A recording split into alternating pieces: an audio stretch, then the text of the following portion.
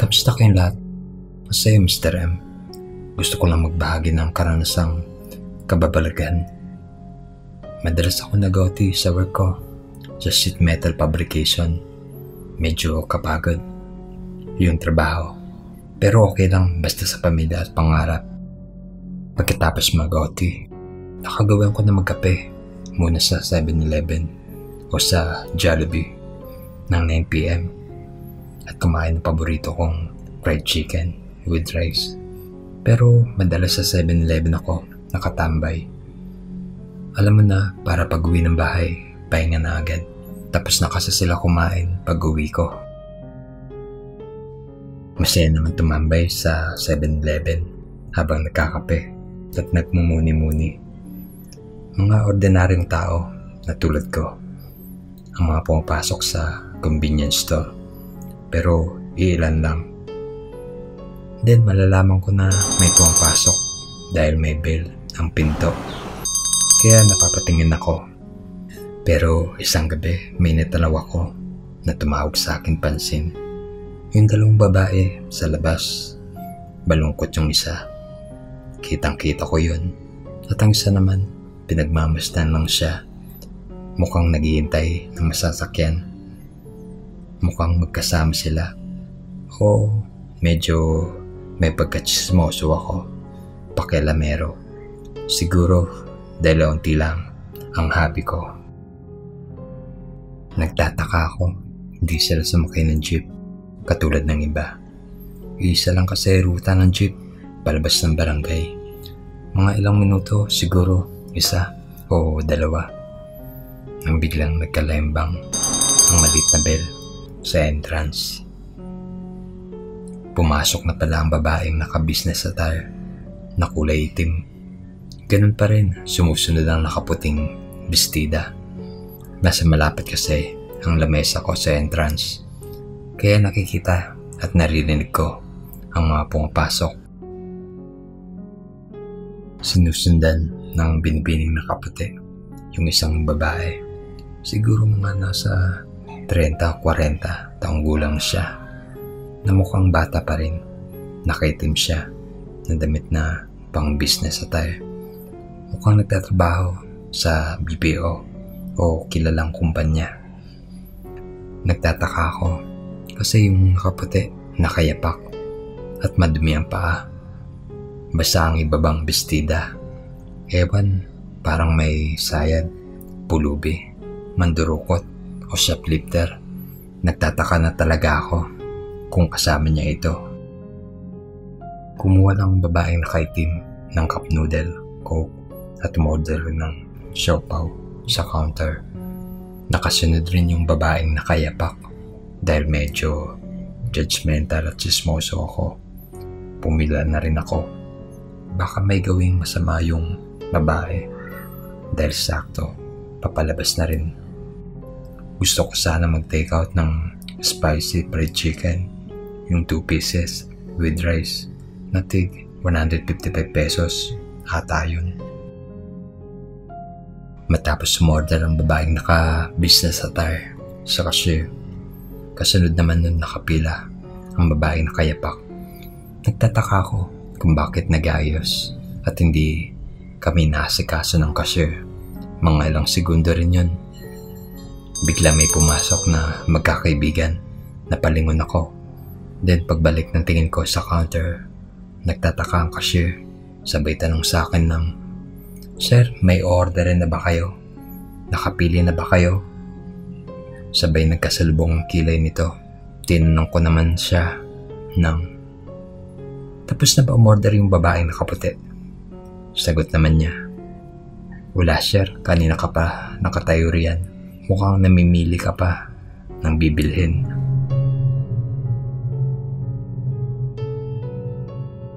Medyo nagulat at nagtataka sa mga sinabi niya. Hindi niya napansin ang babaeng nakayapak. Siguro mabilis na kalabas at sinundan ng babaeng naka-business attire. Pinaliwala ko na lang yun at umorder na ako ng spicy fried chicken. Kitang-kita ko ang pagtataka sa mukha ng cashier lady. Imposibleng hindi niya napansin yun dahil nasa harap niya lang ito. Di ko na rin nakita pa ang babaeng naka-business attire.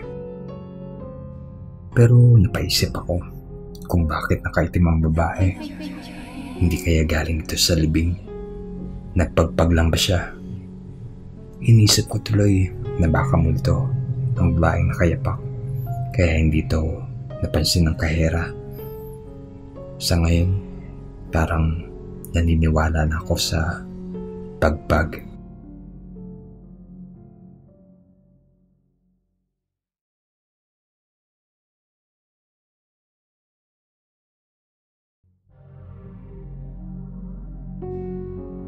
Magandang araw, karamihan ng horror stories. Meron akong kwentong ibabagi sa inyo. Karanasan ko ito at ng aking mga kaibigan noong 2018. Summer noon at naghanap kami ng bagong pagkakaabalahan. Ako, Tintin, Bea, Honey, Princess at Yuan. Naisip namin na bumili ng scooter para maiba naman at makagala sa iba't ibang lugar. Gala rito, gala roon. Isang araw, winabot kami ng 12:00 ng umaga sa pag-scooter sa paglilibot namin sa iba't ibang subdivision dito sa Santa Rosa, Laguna. 12:00 nun at pagod na sa paglilibot. Naisipan namin magpahinga sa 7-Eleven para bumili ng merienda gaya ng kape, siopaw, hotdog at fried chicken, at para na din magpahinga at mag-recall sa mga ginawa namin ng araw na iyon. Pagkaraan ng 2 oras pagkatapos namin kumain, magpahinga at magkwentuhan, may nakita kaming mga pulubi nagtatawanan sa labas ng 7-Eleven. Sa palagay ko, nasa 9 at 15 taong gulang sila. Mga 4 sila, puro lalaki. Hindi ko alam kung sabog ba sila sa rugby o ano paman. Basta para silang hindi matino na mahilig mang trip. Bago pa yun, may nakita pa ako na may kausap silang mga matatanda, mga lalaki, at hindi na namin pinansin na yun. Nagdesisyon na kami na lumabas ng 7-Eleven. Narang kami ng 4 na pulube at tamang hinala ko dahil sabog sila at namumula pa ang mga mata. Nakakadiri rin ang itsura, napakabaho, naninilaw, nangingitim ang mga ngipin nila at parang hindi sila nakakain ng matagal. Pag-aarang nila sa amin, agad akong nagtanong kung anong kailangan nila. Hindi sila nasagot, salipay ngumiti, sabay nagtawanan. Bigla nilang hinawakan ang kamay ko at sinabi niya na, "Sumama kayo sa akin." Nagbumiglas ako dahil napaka-dugyot nila. Kasabay rin nun, hinawakan nila ang mga kaibigan ko. Hindi na ako nagtumpi pa. Bigla akong sinuntok, tinadyakan ang mga pulube. Lumaban talaga kami at inunahan na namin sila para idepensa ang aming mga sarili. Agad namin binitbit ang mga scooter namin at agad tumakas sa panganib ng mga batang iyon para mabilis kami makalayo. Doon kami dumaan sa likuran ng 7-Eleven. Liblib na ang lugar na iyon. May katabing squatter area at shortcut na din sa subdivision namin at isa lang kami ng lugar na inuuwian. Kumakaripas kami ng pagpadyak noon at paglingon namin ay humahabol ang 4 na pulube na may mga dalang kahoy at mga bato. Pinagbabato kami ng 4 na pulube at sa kasamaang palad, tinamaan sa ulo si Bea at si Princess na dahilan ng pagsemplang nilang dalawa.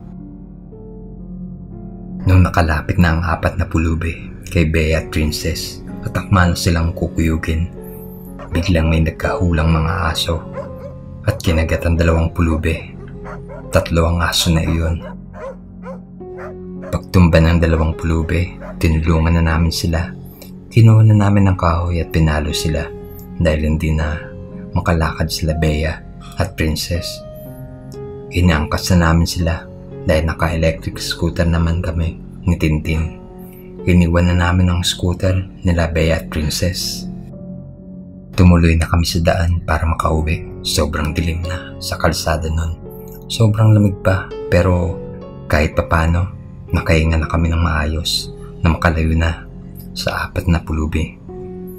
Nakakatuwa dahil kasama namin mag-scooter pauwi ang 3 aso na iyon at parang naging security guard namin sila pauwi, lalo na dumaan kami sa bukid at bakanteng lote para makashortcut sa subdivision namin.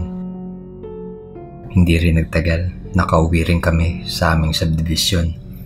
Kumuha ko ng yelo, sabon at betadine para gamutin si Bea at Princess sa labas ng bahay namin.